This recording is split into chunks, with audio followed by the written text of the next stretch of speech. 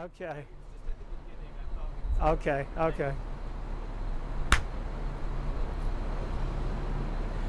This is the Church Street building where Lamont Young and Marian Zazeela moved in the early 60s. And they have been here ever since. From 1980 to 1985, they had a much grander second location on Harrison Street. And then when that was withdrawn, they had to move everything back over here. I feel that my life is sort of, coming to this building has been much a part of my life for the duration. I wasn't as close to them in the mid-60s because of my political activity. I mean, that estranged us a bit. That was also a time when Lamont, I believe, there was a drug situation, and Lamont spent some time in jail in those years. And then that came to an end. I remember that the solo piano piece that Lamont worked on for many years, I mean he commenced that over here maybe 1966. He was playing with the obviously he was playing with his theater of eternal music, and this is a very well-known chapter. I mean, I'm stumbling on it because I was not close to the situation at that time. But by the end of the 60s, I was visiting over here. This is where, at some point in the mid-60s, Lamont played me the Marian record, and I ran out and bought a copy for myself. I remember that profoundly changed affected what I was trying to do with music, mostly with the violin at that time. At the end of the 60s, Lamont played me tapes of Pandit Pranat. He first became known here on tape. I mean, it was Sham Bhatnagar, who was the actual contact, who introduced Pranat to Lamont and people that Lamont knew.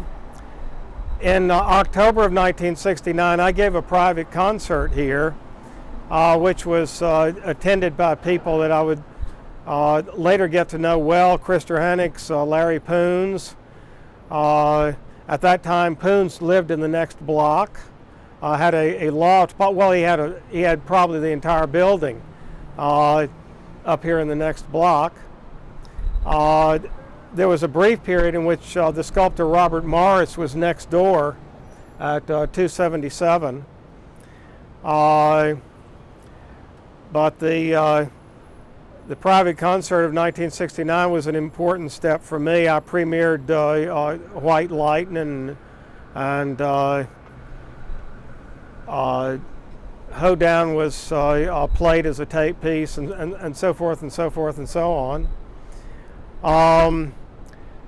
And then when Pranat began visiting New York and teaching here and so forth and so on, that may have become the center of the activity. Well, although, I mean, of course, Lamont and Marian they were also very aggressively pursuing their own work at that time. So, I mean, it was both. There is a sort of a formal correlation, between the journey that Lamont took and the journey that I took, in the sense that we both showed up in New York as elements in the avant-garde. We both turned to what had some aspects of jazz, or I mean jazz would have been the precedent or the model. I mean it was very different, of course. And Lamont's band, I suppose, was and is extremely well known, but you know, it has not really been documented on published recordings.